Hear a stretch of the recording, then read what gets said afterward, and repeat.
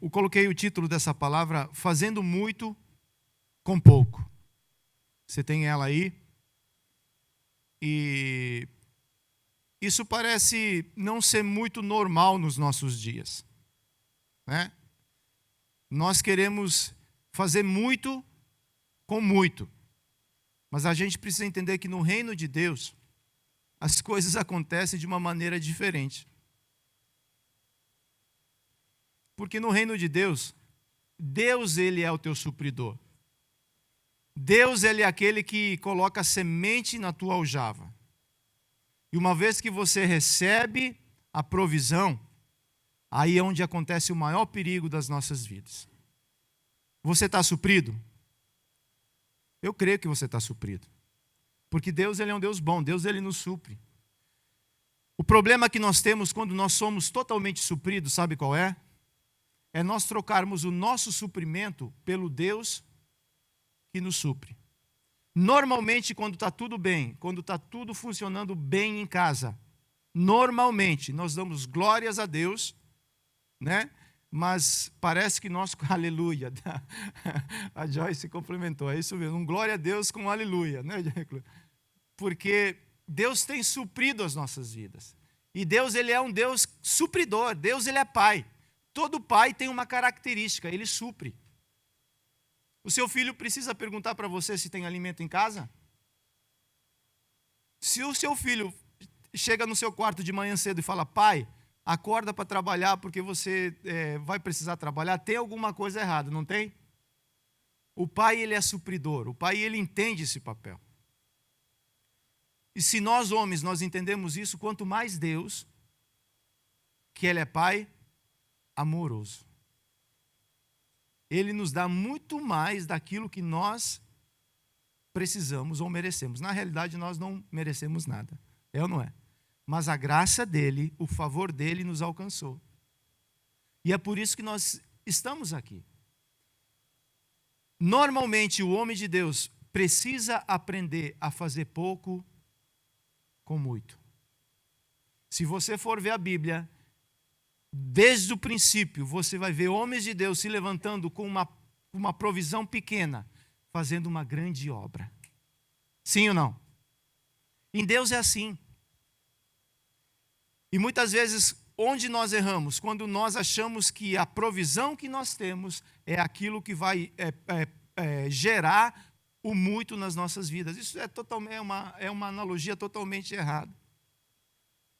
O que gera o muito nas nossas vidas é Deus. É Deus, é Deus, é Deus, é Deus, é Deus. 2 pães e 3 peixes nas mãos de Deus alimentam uma multidão. 3 pães e 2 peixes nas tuas mãos talvez não dê nem para alimentar você. Porque tem alguns irmãos que falam assim, até aplicam o princípio bíblico. Fala que a alegria da fome ela é passageira. Depois que come, passa, quer comer de novo. Né? E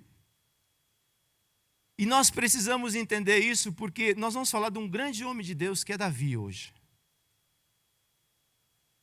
Davi é um homem simples, um homem humilde, um homem que quando as pessoas mais importantes passavam o olho no que estava em volta, não elegiam Davi como alguém que poderia se tornar alguém diante de Deus. Graças a Deus que Deus não vê como o homem vê. O texto base está em 1 Samuel 22, 2, fala assim, ajuntaram-se a ele todos os homens que se achavam em aperto, e todo homem endividado, e todos os amargurados de espírito, e ele se fez chefe deles, ou líder deles, e eram com ele uns 400 homens. Quando você tem um pouco mais de conhecimento da palavra de Deus, você já vai remeter esse versículo à caverna de Adulão. Você sabe que é para lá que a gente vai. Meditando nessa palavra, pensando sobre essa palavra, a primeira coisa que me vem à mente é 2 coisas. Quem é que encontrou Davi no campo cuidando das ovelhas? Se a própria família dele quando Samuel chegou na casa dele para ungir um rei, porque Deus falou, vai para a casa de Jessé, que lá eu vou levantar um rei para mim, que é segundo o meu coração. E ele chega lá, ele encontra os 3 irmãos maiores de Davi. E quando Samuel viu eles, Samuel se encantou. Porque o primeiro rei que ele tinha ungido foi quem? Saul. Saul, ele era bonito, ele era alto, e ele era um cara que onde passava, né, as mulheres tinham que fechar o olho para não deixar rastro, né? Isso que é um irmão, né, para não falar outra coisa. Vigia, irmão, fala vigia. Você vai ter que fazer muito com pouco, irmão. Aí ele tinha um modelo de rei. Quando ele chega na casa de Jessé, ele vê valentes, homens preparados para a guerra. E Samuel fala, tá fácil para ungir esse rei. Tá ou não tá? Aí ele fala, é esse Deus. Deus fala, não é. É esse, não é. É esse. Aí eu creio que o profeta começou a entrar em crise, né? Aí ele fala, não estou sabendo de mais nada, Deus. E Deus fala assim, agora então eu vou começar a agir nesse negócio. Aí Samuel pergunta para Jessé, tem mais alguém nessa casa? E Jessé fala, tem um. É o menorzinho. Está cuidando das minhas ovelhas lá no campo, está longe, está longe. E Deus fala assim, esse é o cara. Essa é a pessoa que eu vou ungir. Essa é a pessoa que eu tenho levantado para este lugar. Davi chega, recebe a unção de rei. Recebe ou não recebe? Só que Davi vai para o palácio. No outro dia, Davi estava onde? Estava onde no outro dia Davi estava? Pode falar. Onde Davi estava no outro dia? Cuidando das ovelhas. Parece que quando nós recebemos uma unção, a nossa rotina tem que parar. Agora, nós não precisamos fazer mais nada na terra. A unção que Deus nos dá, ela passa por estágios, ela passa por processo. O primeiro estágio que Davi tinha que entender, a unção tinha que ser confirmada na casa dele. Davi tinha que continuar trabalhando na casa dele. Essa unção tinha que ser confirmada ali na casa dele. Porém, uma vez que essa unção é confirmada na casa dele, um dia Jessé teve uma ideia, enviar Davi para onde? Para a guerra, para levar mantimento para os seus irmãos. Para Jessé, Davi estava sendo enviado somente para levar pão e queijo. Para Deus, Deus estava enviando para aquele campo de batalha quem? Um guerreiro. E quando Davi chega lá, nós sabemos da história, por 40 dias, Golias já estava afrontando o exército do Deus vivo. E a palavra fala que os guerreiros de Israel não se levantavam para afrontar ou para guerrear aquela batalha. Tinham medo de... Para a gente enfrentar os gigantes que estão do lado de fora, querido, primeiro tem que matar os gigantes que estão dentro de nós. Por que aqueles guerreiros, supostamente guerreiros, não enfrentavam Golias? Porque a palavra fala que eles tinham medo. A palavra fala que eles olhavam para a aparência daquele gigante e falavam assim, nós não damos conta. E por isso o gigante do lado de dentro, ele era maior do que o gigante do lado de fora. E por isso paralisava. Por isso não ia para a guerra. Por isso não lutava. Mas só que chegou um que aprendeu a vencer os gigantes do lado de... Você quer vencer os gigantes do lado de fora? Antes de eu entrar na palavra. Você quer vencer os gigantes que se apresentam do lado de fora do dia a dia? Quer ou não quer? Você tem que aprender, eu tenho que aprender a lidar com os gigantes que estão dentro de mim. Caso contrário, eu não vou ter força para lidar com os que estão do lado de fora. Davi aprendeu a desprezar a afronta. Davi aprendeu a não se apegar àquilo que os irmãos falavam dele. Davi se desprendeu a não ver e não tomar atitude só simplesmente por aquilo que ele via. E por causa disso ele falou assim, ei, esse cara não está afrontando ao homem. Essa afronta fazem 40 dias. que essa afronta é contra o exército do Deus vivo. E por causa disso, Davi fala assim: eu vou com o pouco que eu tenho, porém, o Deus que eu sirvo é um Deus poderoso para hoje derrotar esse gigante. Essa afronta acaba hoje. Tem coisas na tua vida, querido, que você tem que falar assim: essa afronta acaba hoje. Em nome do Senhor, em nome de Deus, eu me levanto para dizer: Deus, hoje eu permito o Senhor atuar na minha vida. Davi pega 5 pedrinhas. Antes disso é dado a armadura de Saul. Ele não fica confortável. Pega o quê?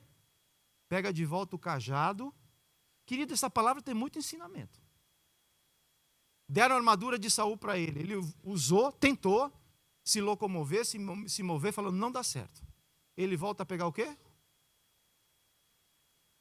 O cajado dele.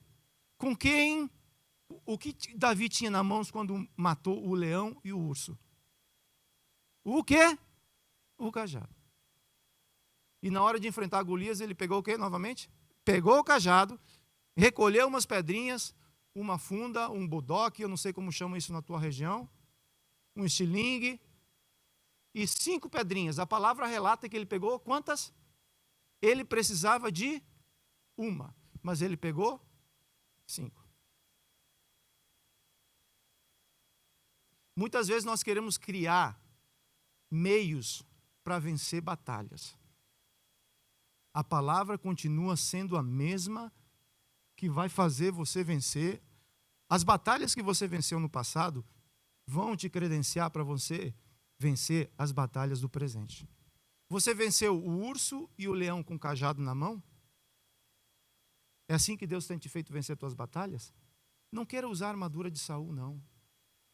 Continue usando o cajado que Deus te deu lá atrás. É isso que nós precisamos entender. Porém, a força estava no cajado? Não estava. A força estava em Deus. Davi fez muito com pouco.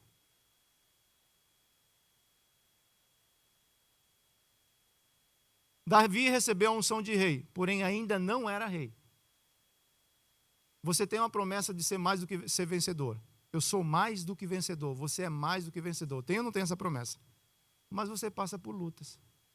Sabe qual é a dificuldade? A dificuldade é nós termos a promessa, mas nós ainda não estarmos lá. Sabe o que vai fazer você chegar até a promessa? É você não parar, não paralisar. É continuar. Pode andar mais devagar, não tem problema não. Pode andar um pouquinho mais devagar, mas não paralise. Continue andando em direção à promessa. Davi não permitiu que as circunstâncias, que os gigantes, que as lutas que ele passou, paralisasse ele para chegar no destino que Deus tinha determinado para ele. O destino de Davi era o trono. Era ou não era? Essa unção já estava sobre ele. Mas só que no processo, até chegar no trono, ele passou por poucas e boas. Você quer vencer? Você quer vencer só para quem quer vencer. Se você não quiser, Deus vai te fazer vencedor do mesmo jeito. Mas você quer vencer? Você precisa entender que você vai ter que lutar. As lutas, as cavernas, as adversidades estão te preparando para te levar no lugar onde Deus vai te colocar, para você ali ser a mão de Deus, dele. Davi precisava aprender a trabalhar o coração desses endividados, desses amargurados, dessas pessoas que estavam tristes com a vida. Porque um dia Davi ia ser rei de Israel. E lá, esse processo todo que ele estava passando era uma preparação para Deus colocar Davi onde ele tinha que estar. José recebe um sonho. E vocês sabem da história. Ele fala para o pai, fala para os irmãos, e o pai, credenciando ele, dá uma túnica bonita, diferenciada dos irmãos, né? E os irmãos gostaram daquilo ali, que é uma beleza. Tanto é que venderam ele. José foi jogado no poço, foi vendido, foi colocado na casa de Potifar, foi colocado na cadeia, foi esquecido por muitas pessoas, ajudou o padeiro, o copeiro, e na hora de ser ajudado foi esquecido. Mas só que esse processo todo preparou José para ele ser um grande líder. Você quer aprender a perdoar? Você quer aprender a perdoar? Eu faço essa pergunta para mim também. Você vai ter que entender que às vezes as pessoas vão falhar com você.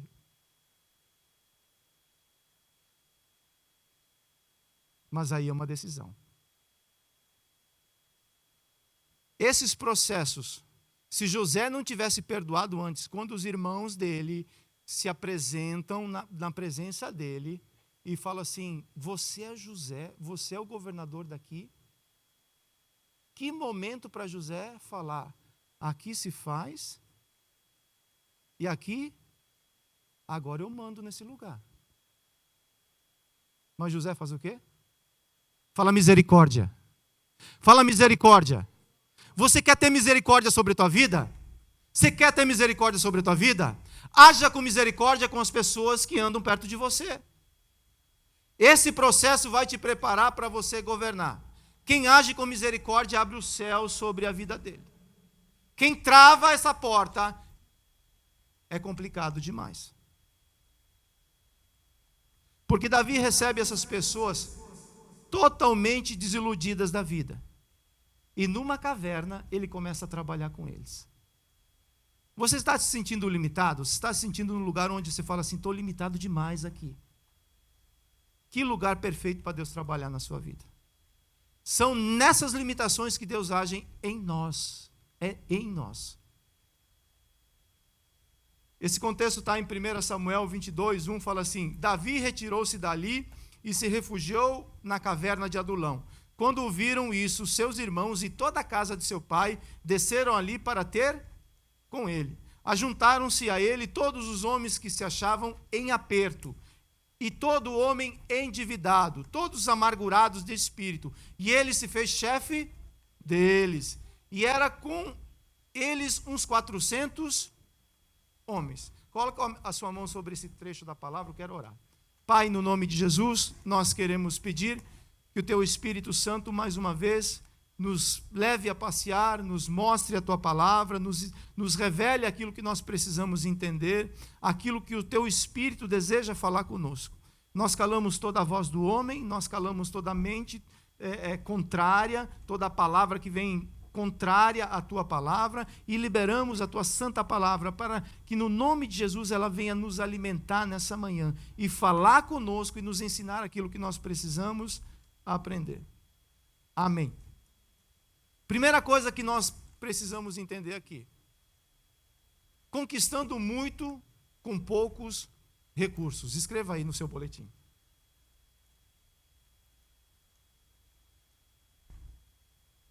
Segunda Samuel 23, 8 fala assim: Josebe, Basebete, o principal de 3, este brandiu a sua lança contra 800 e os feriu de uma vez. Quantas pessoas eram? Fala um. Eu posso talvez colocar um nickname aqui. Esse amado tem um nome muito difícil, Josebe Basebete. Então vamos chamar ele de Zé. Né? O Zé tinha pouco nas mãos. Ele iria enfrentar 800 homens. É a mesma. Você vai ver uma relação muito grande. Porque Davi, a gente acabou de ver aqui que ele estava naquela caverna com quantos? 400 homens. Se a gente continuar lendo o contexto, você vai ver que 30 deles eram mais próximos de Davi.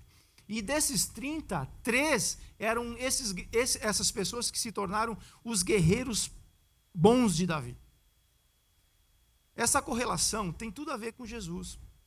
Jesus lá no Pentecostes, 120 foram batizados com o Espírito Santo. Desses 120, 12 eram os discípulos. Desses 12 discípulos, quantos andavam mais perto deles? Queridos, a palavra de Deus é nós vivermos as mesmas coisas em tempos diferentes.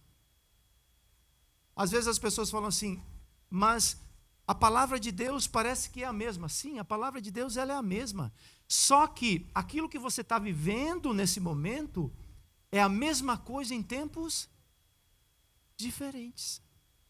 A palavra não muda, ela é eterna e ela é soberana. Toda palavra ela tem correlação. Ela, no final, a conta bate direitinho. E esses 3 homens, e a gente vai falar deles, eles foram essas pessoas que estiveram próximos de Davi, muito próximos de Davi. E a gente acha que eles se tornaram grandes guerreiros e conquistaram muitas coisas simplesmente por nada. E a gente vai ver hoje o que eles fizeram. Você quer ser um grande guerreiro? Você quer conquistar? Você precisa de um Davi na sua vida que ande com você, que discipule você, que mostre o caminho pelo qual você deve andar. Caso contrário, a nossa visão fica limitada. Eu tenho uma visão limitada. Eu preciso andar com um homem que amplie, que faça com que eu veja mais longe. Todos nós precisamos de um Davi. Guerreiros que fizeram grandes obras entenderam que precisavam de um Davi na vida deles. O que você tem em mãos hoje? Você fala assim, tenho pouco. O que vai fazer a diferença não é o que você tem em mãos. O que vai fazer a diferença é em quem você vai depositar aquilo que você tem nas mãos hoje. É nas mãos de Deus? Para Deus nada é impossível. Seja doença, seja a questão do matrimônio, seja o que for, se você entregar esse pouco nas mãos de Deus, Deus vai permitir que você faça muito nessa terra. Deus vai permitir que você seja bem-sucedido nessa terra. Você quer ser um vitorioso? Aprenda a fazer muito com pouco. A gente está recebendo pessoas que estão chegando aqui no país agora. E literalmente eles sabem. Você um dia chegou aqui e você sabe o que quer fazer muito com pouco. Não que você tenha alcançado alguma coisa, mas é você pegar aqueles poucos pães e aqueles poucos peixes e confiar em Deus, que Deus irá tocar e irá suprir a sua vida. Seja com muito, seja com pouco, continue deixando essa confiança nas mãos do Senhor. É Ele que vai fazer você ser bem-sucedido. É Ele que vai fazer com que você alcance o favor de Deus. Aprenda a fazer um trabalho excepcional com o que você tem em mãos. Aquilo que você tem hoje é suficiente para você realizar uma obra grande. Muitas vezes o povo de Deus está esperando acontecer algo extraordinário para a gente se mover. Aquilo que você tem nas mãos, aquilo que nós temos hoje nas mãos, é suficiente para nós fazermos essa obra. É suficiente. Por quê? Porque se eu me movo em direção a Deus, aquilo que eu tenho nas mãos, é Deus que vai fazer você ser bem-sucedido. Elias, no Monte Carmelo, quando os 400 profetas de Baal se levantam, o que Elias tinha nas mãos? Elias, quando ele chega na casa da viúva, e Deus fala que essa viúva iria supri-lo, o que essa viúva tinha, gente?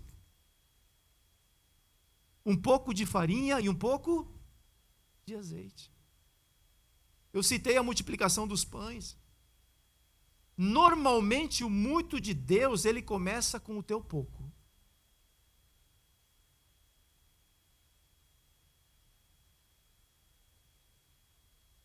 E é isso que vai fazer toda a diferença. Não coloque os olhos naquilo que você tem somente. Creia que Deus pode fazer aquilo que está nas tuas mãos se tornar muito diante dos olhos dele. Se ele tocar, se ele enviar a palavra dele, isso vai fazer toda a diferença. Às vezes você fala assim, um dia você vai liderar, você vai se tornar um líder na casa do Senhor. Aí normalmente a pessoa olha para o quê? Para o pouco que tem. Não é errado. O que é errado é permanecer olhando para o pouco que tem. Deus, ele já te fez mais do que vencedor. Deus, ele quer realizar grandes coisas através da sua vida. Colossenses 3, 23 fala assim: e tudo quanto fizerdes, fazei-o de todo coração, como ao Senhor e não aos homens. Salmos 27, uns confiam em carros, e outros em quê? Mas nós faremos menção. Se a gente trazer para o nosso dia a dia carros e cavalos, o que significa hoje? Porque você fala assim, carro até entendo, mas cavalo, né? Cavalo era o investimento da época. Quem tinha dinheiro investia em quem? Cavalo, comprou uns cavalinhos, né? Está sobrando grana, tanto é que o rei Salomão comprou muito deles. São as coisas que são aparentes aos olhos, atrai os olhos. É aquilo que a gente vê e fala assim, uau, esse cara tá podendo. Uns confiam em carros, outros confiam em cavalos. Mas nós fazemos menção em quem? No nome do Senhor. Quando você passa por lutas, você confia nos carros e nos cavalos? Ou você fala assim, eu confio, eu faço menção no nome do Senhor? Parece que é muito simples. É simples, mas é poderoso. Fala, é simples, mas é poderoso. Muitas vezes nós queremos uma revelação assim que fala assim, uau, queridos, a palavra de Deus é a própria revelação de Deus para a tua vida.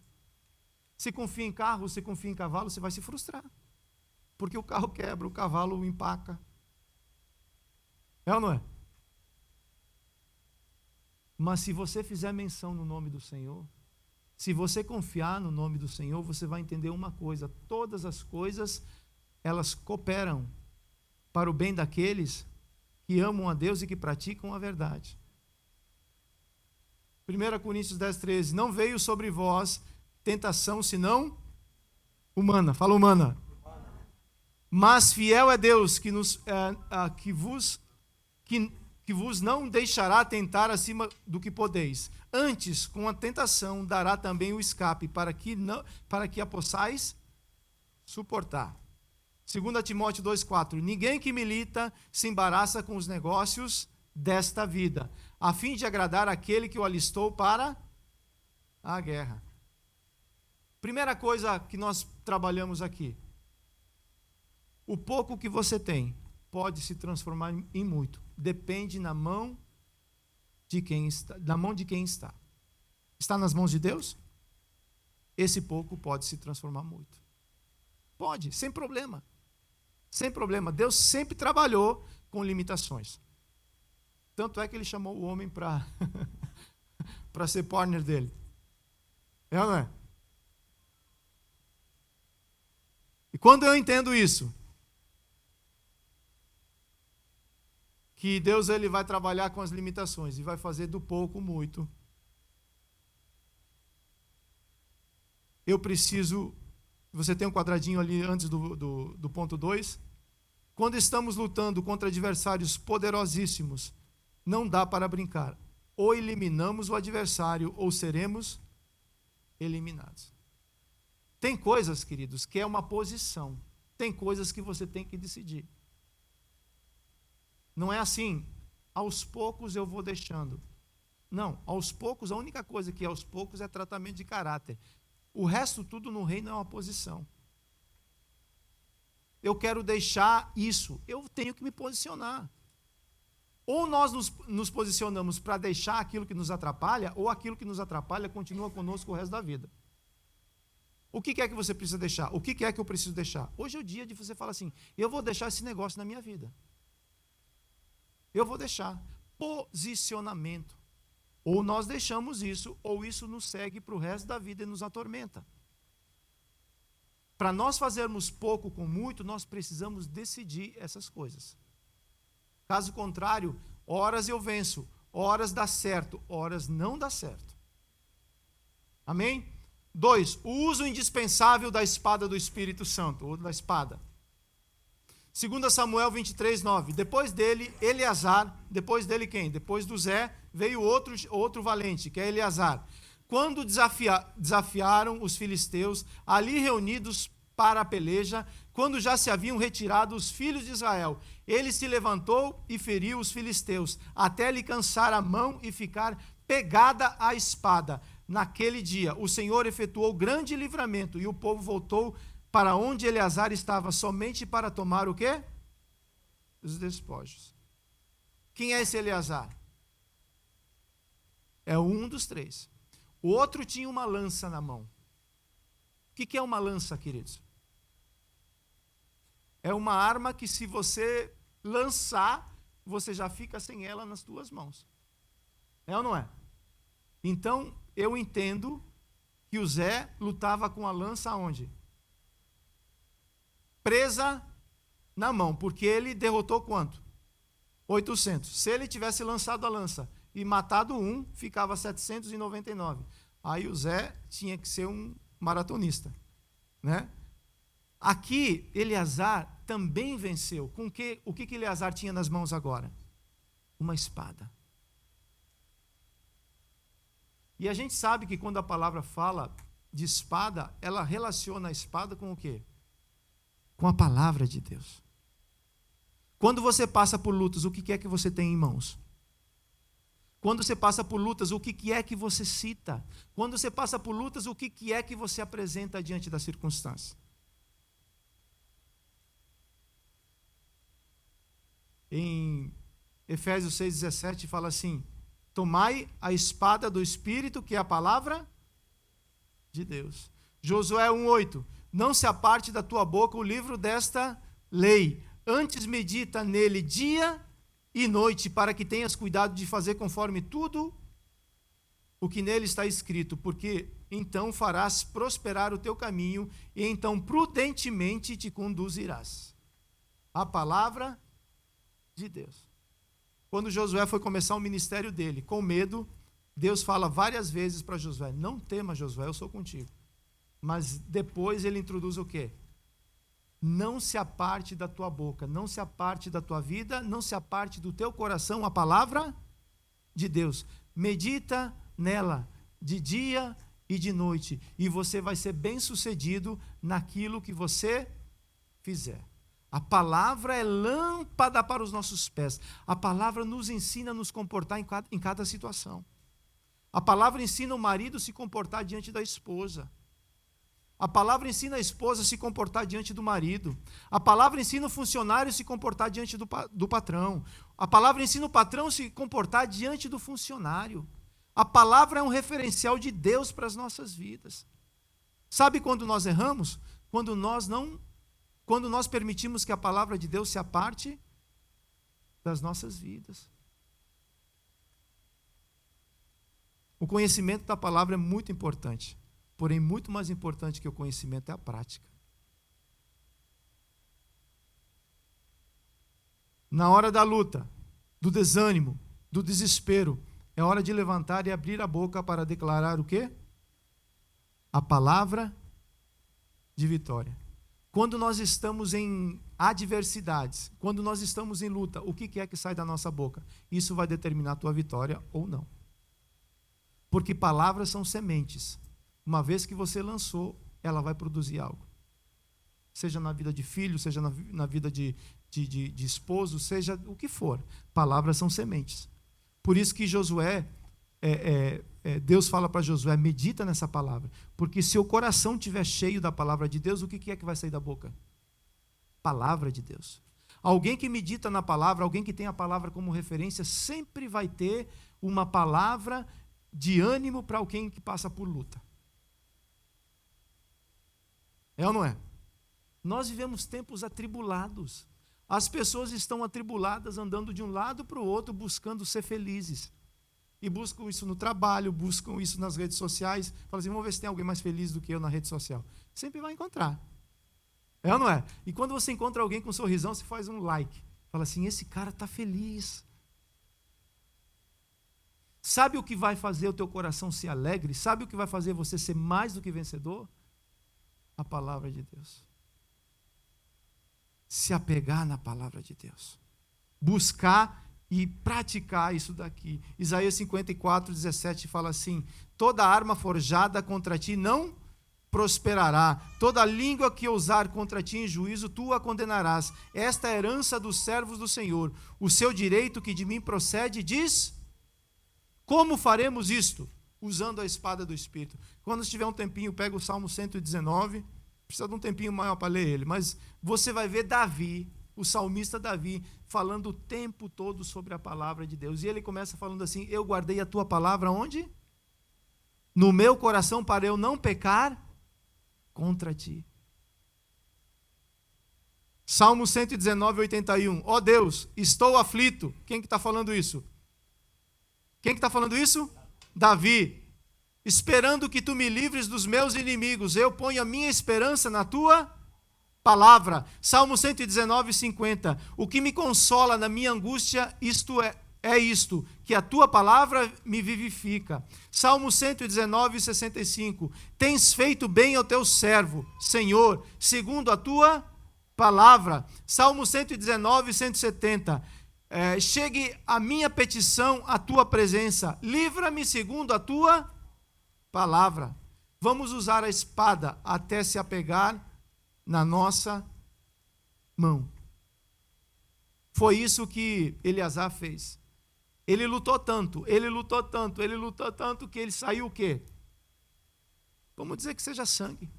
E esse sangue se apegou na espada. E o verbo se fez carne e habitou entre nós, cheio de graça e a espada. Quem que é a palavra de Deus, queridos? Quem que é a palavra de Deus? O próprio Jesus. O Logos de Deus, ele se fez carne. O teu relacionamento com a palavra deve ser tão próximo que essa palavra esteja entranhada na tua carne, ao ponto que quando você abre a boca, o que sai dela é a palavra de Deus. Medite, decore, aprende e pratique a palavra, e você vai ser mais do que vencedor. Você vai ter uma espada, que com ela você vai vencer as batalhas pela qual você vai passar. O que nós temos quando nós estamos diante das adversidades, das lutas? A palavra de Deus. Se for a palavra de Deus, eu posso garantir para você que você já é mais do que vencedor, porque é ela que vence todos os nossos inimigos. Lá no deserto, Jesus venceu o inimigo com o quê? Com a palavra. Sabe como você vai vencer a luta o que o teu filho está passando? É que seja qual área você esteja, sabe o que vai te fazer sair deste lugar? Cite a palavra. Cite a palavra. Declare a palavra. Fale a palavra. Você ainda financeiramente não está onde você espera? Cite a palavra e seja fiel naquilo que a palavra te ensina para você fazer. Você está vendo o teu filho numa situação que você fala assim, precisa mudança. Declare a palavra de Deus. Fala assim, você é uma menina de Deus. Nós estivemos aqui ontem um evento dos jovens e foi lindo, foi maravilhoso. Foi muito bom. É lindo nós vermos os nossos filhos crescerem com talentos e com dons dentro da igreja, né? Eu via pai e filhos ministrando. Eu fico com inveja, porque eu falo, o que eu vou fazer com o Caleb? Né? Se não canta, não dança, aí danou-se, né?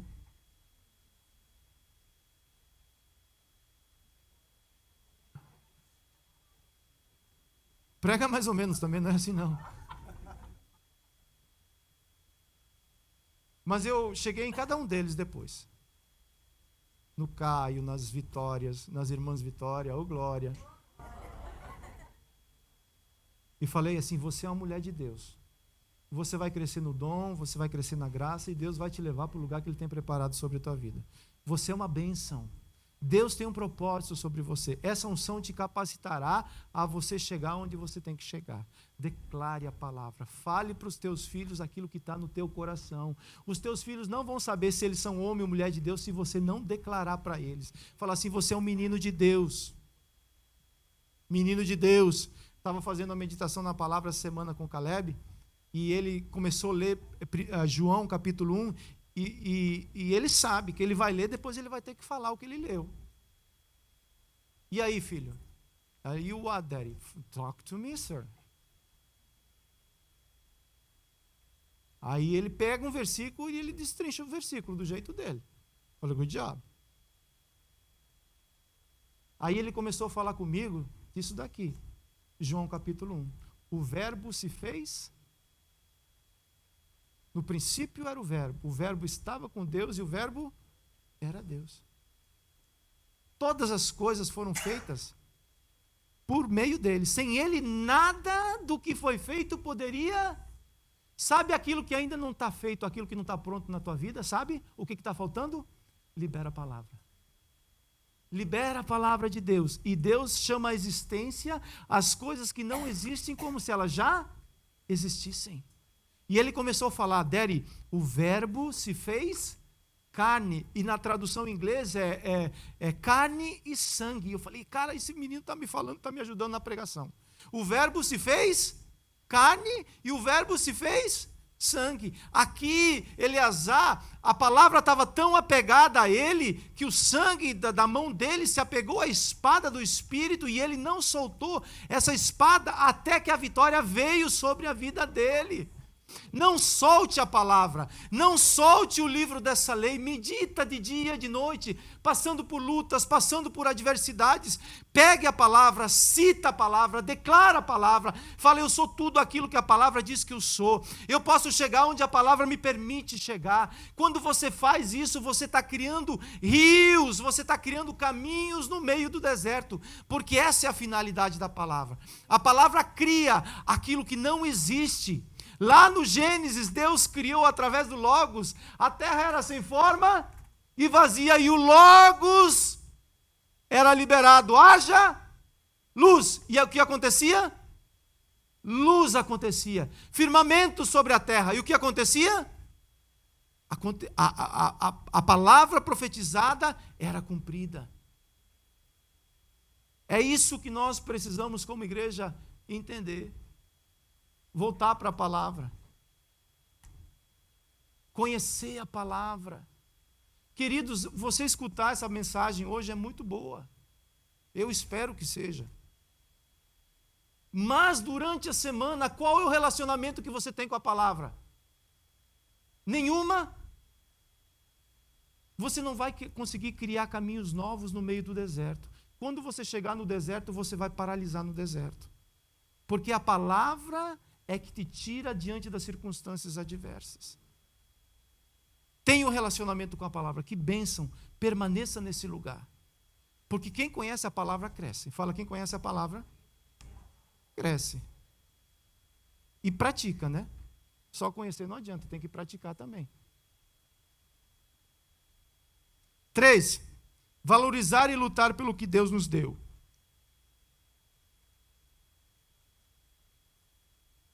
2 Samuel 23:11 fala assim, pois depois dele veio quem?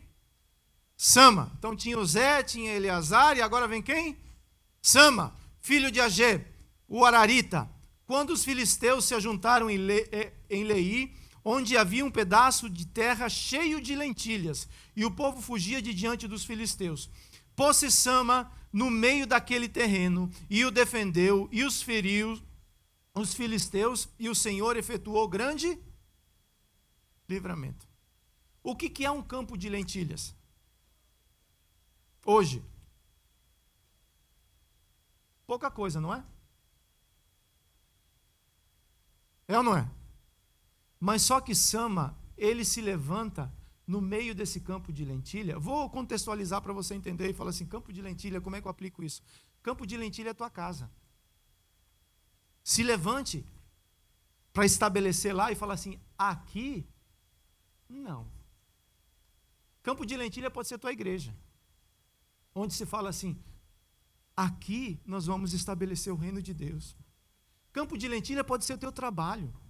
Onde você passa por lutas, o inimigo quer tirar aquilo que Deus te deu, você fala assim, aqui, não. Campo de lentilhas é aquilo que você dá valor, é aquilo que é importante para você.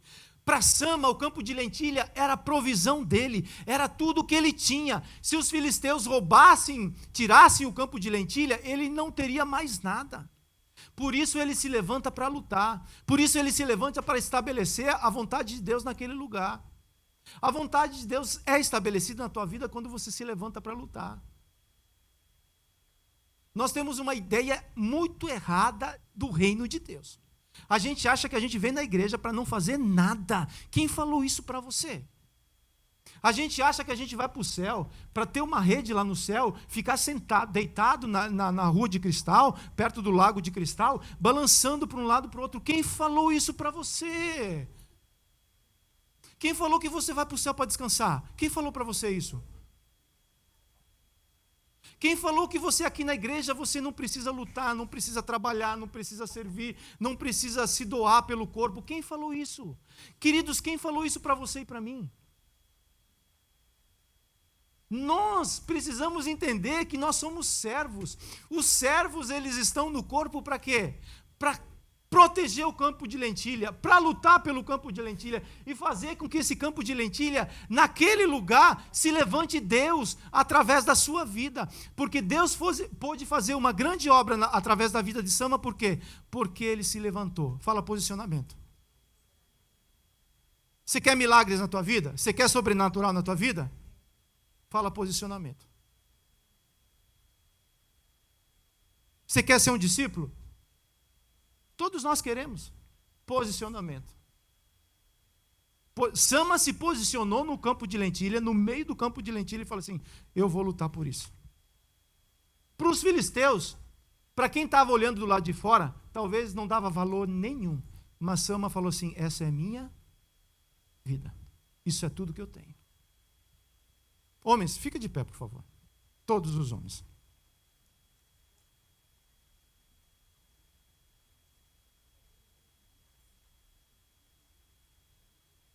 Sabe quem é o Sama lá da tua casa?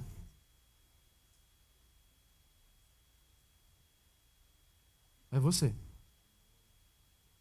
É você que tem que se posicionar para dizer assim, aqui, não.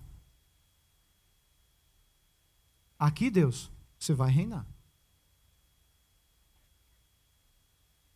Todos nós passamos por lutas. Ontem eu e a Nilka, a gente foi comprar algumas coisinhas que precisava lá para casa. Aí a gente começou a trabalhar o que ela gosta e o que eu não gosto. Aí quando a gente percebeu, a gente estava discutindo. Sama sem vergonha. Meia tigela. E o Caleb do meu lado, do nosso lado. Sabe o que você tem que fazer, Sama, nesse momento? Para tudo. Primeiro pede perdão para a madame. E depois chama o filho e fala, filho, perdoa o papai e perdoa a mamãe que ela não sabe o que ela está fazendo.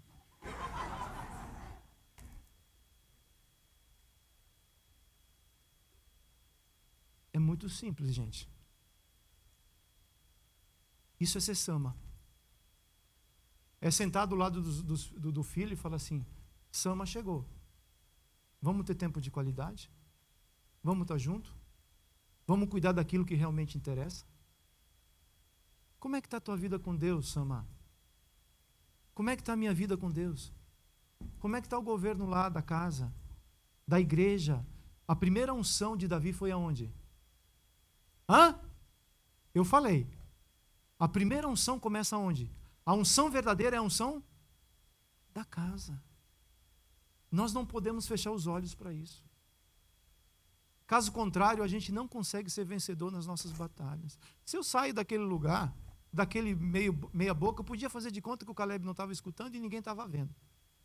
Apesar que onde você vai tem brasileiro para tudo quanto é lado, né? Então tem que ficar esperto no que você fala. Mas só que existe uma batalha diária que está acontecendo em nossa volta.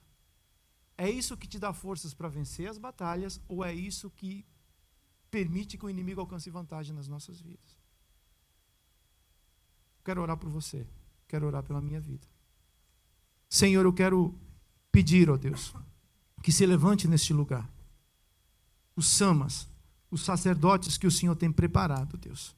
Aqueles que guardam, aqueles que governam, assim como Adão foi colocado no Éden, para guardar e para governar aquele jardim. Que da mesma forma essa unção venha sobre nós, para que nós venhamos guardar e proteger a nossa casa e lutar por aquilo que o Senhor tem nos dado. Lutar, como Neemias falou, pela nossa casa, pelos nossos filhos, pela nossa igreja, por tudo aquilo que o Senhor tem nos dado. No nome de Jesus Cristo, que essa capacidade venha sobre nós e que aconteça uma decisão nas nossas vidas hoje. No nome de Jesus, amém. Deus te abençoe. Ponto 4, a gente está encerrando. A fidelidade a quem nos acolheu nos momentos difíceis. 2 Samuel 23, 13 fala assim: também 3 dos 30 cabeças desceram, e no tempo da cega foram ter com Davi, a caverna de Adulão. E uma tropa dos filisteus se acampara no vale de Refaíns. Davi estava na fortaleza, e a guarnição dos filisteus em Belém. Suspirou Davi e disse: quem me dera beber a água do poço que está junto à porta de Belém. Então aqueles 3 valentes romperam pelo acampamento dos filisteus e tiraram água do poço junto à porta de Belém, e tomaram-na e a levaram a Davi. E ele não quis beber, porém derramou como libação, ou como oferta ao Senhor. E disse: longe de mim, ó Senhor, fazer tal coisa. Beberei eu o sangue dos homens que lá foram com perigo da sua vida, de maneira que não quis beber. São estas as coisas que fizeram os 3 valentes. Davi suspirou. Davi falou assim: ai, que vontade de tomar um Starbucks, né? Porque o poço de Belém se fala assim, make no sense. Mas é aquele negócio assim, que vontade de tomar um Starbucks. E esses 3 valentes se levantaram e arriscaram a vida deles por causa do líder, por causa do homem que Deus usou para ser a mão de Deus na vida deles. Fidelidade a quem nos acolheu nos momentos difíceis. Eu tenho essa pessoa, você provavelmente tenha também. Reconhecer. Falar, volta e meia, falar muito obrigado. Fidelidade àquele que foi lá na sua casa e trouxe a palavra de Deus para você. No momento da luta, trouxe uma palavra de ânimo. Fala assim: o que você está passando não é quem você é. Você é filho de Deus. Esse momento é transitório. Eu estou aqui para te levantar. E ande no nome de Jesus. Fidelidade a isso faz com que os céus se abram sobre a nossa vida. Isso é gratidão. Gratidão. Davi fez a mesma coisa com Saul. Saul, ele era um rei que já tinha sido destituído por Deus. Era ou não era? Mas Davi nunca tratou o rei Saul de uma outra maneira. A unção já estava fora dele e Davi tratava ele como ungido do Senhor. Nós precisamos aprender muito com essas coisas. Porque isso é princípio de reino. Quando eu destituo a autoridade que é suposto para vir sobre minha vida, ela cai por terra. A autoridade verdadeira e o posto verdadeiro é aquele que Deus te coloca nele. Espera lá, fica tranquilo. Aquilo que Deus tem para você vai acontecer. Mas aqui, esses valentes, eles reconheciam Davi. E eles eram gratos a Davi, porque eles chegaram com a vida toda torta. E depois de algum tempo eles se tornaram o quê? Os guerreiros de Davi. Como você chegou na igreja. Lembra como você chegou? Eu lembro.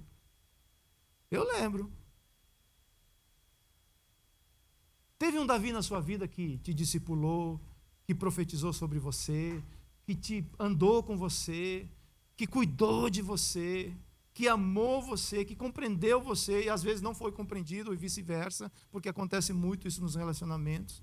Às vezes a falha está do lado de cá também, faz parte. Mas essa gratidão faz com que você atravesse o terreno inteiro do inimigo. Você pega a água que está lá no poço de Belém e você volta intacto. proteção de Deus está sobre esse princípio, sobre aqueles que praticam esse princípio.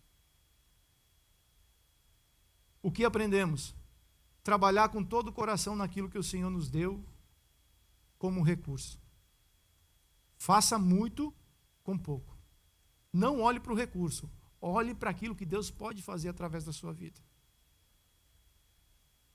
Apegar-se à palavra até ela virar parte de nós. Sabe o que é algo que faz parte de você? É como se fosse um órgão seu. Você consegue destacar do seu corpo o braço? Consegue? Por quê? Porque faz parte do corpo. A palavra ela tem que fazer parte de você. Ela não pode se afastar, ela não pode se desligar de você. Cuide bem daquilo que Deus te deu. Deus te plantou nesse lugar, nessa casa. Cuide bem dessa casa, não é por nós não, porque isso é zelo das coisas do Senhor. Faça bem, você está no ministério, seja qual for, faça bem aquilo que você for fazer. Cuide bem daquilo que você está fazendo. No teu trabalho, faça bem feito, abençoe aquele lugar. Essa nação, da mesma forma, cuide daquilo que Deus te deu. Se está num apartamento de um quarto, cuide dele como se ele fosse uma mansão na A1A. Limpe, cuide, porque se não cuidar de um quarto, se não é fiel no pouco, sabe quando que o muito vem? Quando nós somos fiéis no pouco. Davi, ele era fiel nas poucas ovelhinhas que ele cuidava na casa do pai dele. Quando Jessé fala, vai levar pão e vai levar queijo para os teus irmãos lá na guerra, ele arrumou um encarregado para falar assim, toma conta dessas ovelhas. Fazia bem. Cuidava bem daquilo que Deus tinha dado para ele fazer. Faça bem aquilo que Deus deu para você fazer. Ninguém está vendo, não interessa. Mas Deus... Quem que estava vendo Davi lá nas malhadas? Alguém estava vendo Davi? Tinha algum repórter da CNN que foi lá? Falar, rei Davi, estou sabendo que você vai ser o novo rei de Israel. Tinha? Isso não feria o coração de Davi. Porque ele sabia que Deus observava ele em todo o tempo. Ele estava sendo observado por Deus. Deus está te observando, Deus está te vendo em todo tempo. Eu talvez não consiga ver aquilo que você está fazendo, mas o teu Deus, jamais. Por isso Davi entendia isso e tudo aquilo que ele fazia muito bem. Porque era para quem? Para o próprio Deus. Se é fiel no pouco, sobre o muito, será colocado. Sabe como nós vamos crescer em quantidade? Se nós formos fiéis, que eu não considero pouco, mas se nós formos fiéis com aquilo que Deus nos deu hoje. Tudo aquilo que eu não dou valor, tudo aquilo que você não dá valor na tua casa, com o tempo você perde dentro de casa. Perde ou não perde? Você já perdeu uma nota de $100 dentro de casa? É ruim, hein? Você pega ela e fala assim, não é idolatria, não. Mas as coisas que nós não damos valor, com o tempo você fala assim, onde é que está aquele negócio mesmo? É ou não é? Perdeu por quê? Porque não deu valor. Davi dava muito valor a essas ovelhinhas. Por isso ele foi considerado alguém digno de ser colocado num outro nível. Vamos concluir?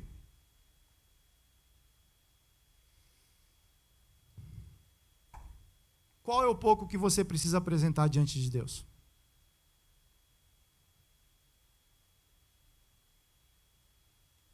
O que é que você precisa dizer? Deus, isso é muito pouco. Eu não vou conseguir fazer a obra que eu tenho que fazer com aquilo que eu tenho em mãos.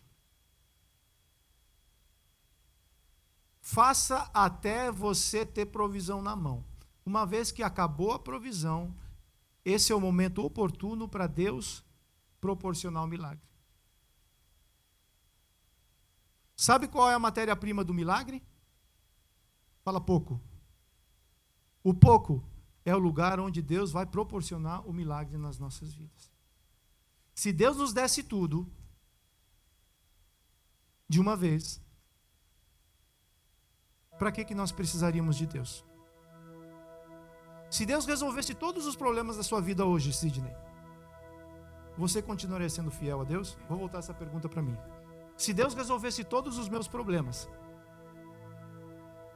o problema não é Deus resolver o problema. O problema é a resposta que eu dou para Deus quando Deus resolve o meu problema. Se Deus te prosperar, se Deus colocar $1 million in your account na bank, se Ele te colocar $1 milhão na conta do teu banco, hoje, fala, tá lá, pode ir lá que tá lá. A partir de amanhã, o que você faria? Tem que começar a procurar um real estate. E tem gente aqui na igreja que a gente pode indicar. Eu vou ter que mudar de casa. $1 milhão? Nada contra em mudar de casa não, viu, gente? Estou dando só um exemplo. A sua atitude vai ser a mesma. Presta atenção. Davi tinha uma atitude lá atrás das ovelhinhas. Quando ele foi colocado como rei de Israel, qual que era a atitude de Davi? Fala a mesma. Ele prosperou? Claro que sim. Mas a atitude permaneceu a mesma.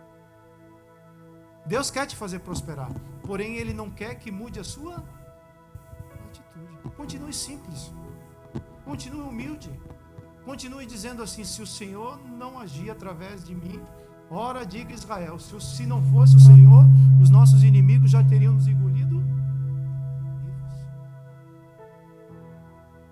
Salmo 108:13 fala assim: em Deus faremos proezas, pois Ele calcará aos pés os nossos inimigos.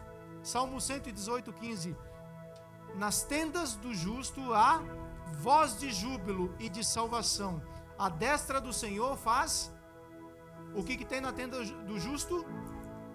Voz de júbilo e de salvação. A destra do Senhor, a mão poderosa do Senhor. Lá na tua casa tem júbilo e tem salvação, mas é a destra do Senhor que faz proeza nas tuas vidas. Isso nunca mudou. Nunca mudou. A nossa esperança deve estar postada no Deus que pode todas as coisas. O cavalo se prepara para a batalha, mas a vitória vem. Tem uma parte que você faz. Eu não estou comparando você ao animal, não. Tem uma parte que você faz, mas a vitória vem da parte de quem? Sempre, sempre, sempre, sempre. É Ele que sopra a presença dEle sobre as nossas vidas. Eu queria orar por você. Queria que você se colocasse de pé. Pode abaixar as luzes, por favor.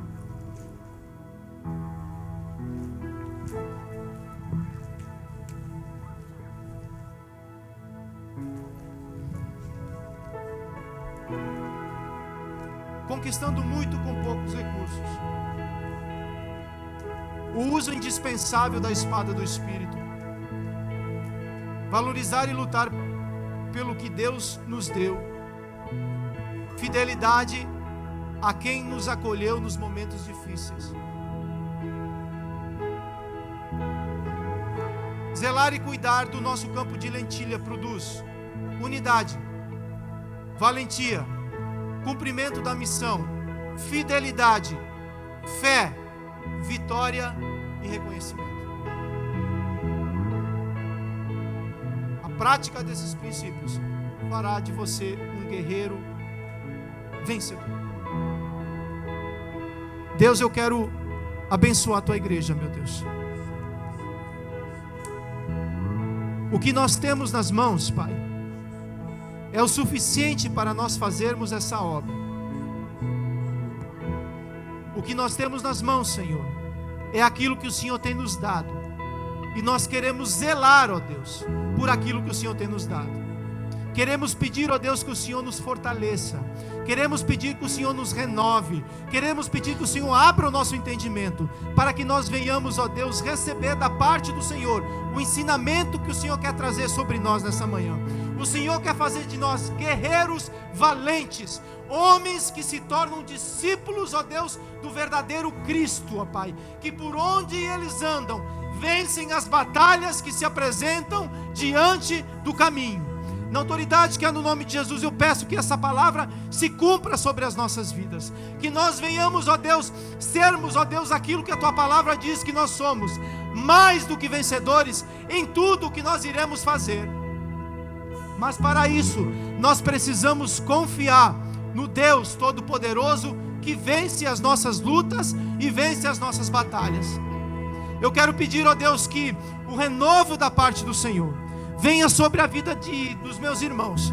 Aqueles, ó Deus, que porventura pensam, ó Deus, que aquilo que tem em mãos é pouco.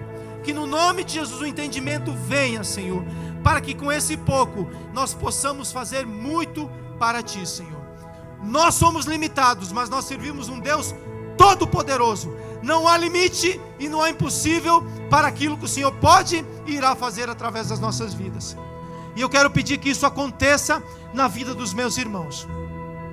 Que pessoas aqui se levantam para dizer: o meu campo de lentilha, eu vou lutar por ele. Que pessoas aqui se levantam com a espada do Espírito para dizer e para completar aquilo que o Senhor irá fazer na vida de cada um deles. Profetizando a palavra diante das circunstâncias, declarando a palavra para que novos caminhos sejam abertos, restaurações venham acontecer em relacionamentos, Pai, pelo poder que há no nome de Jesus. E fidelidade, Senhor, reconhecimento àquelas pessoas, ó Deus, que foram a mão de Deus sobre as nossas vidas, uma atitude, um sentimento de gratidão por aqueles que nos ajudaram a crescer, no nome de Jesus Cristo de Nazaré. Complete essa palavra sobre nós. Complete essa palavra no coração da Tua igreja. É o que eu te peço, te louvo e te glorifico no nome de Jesus.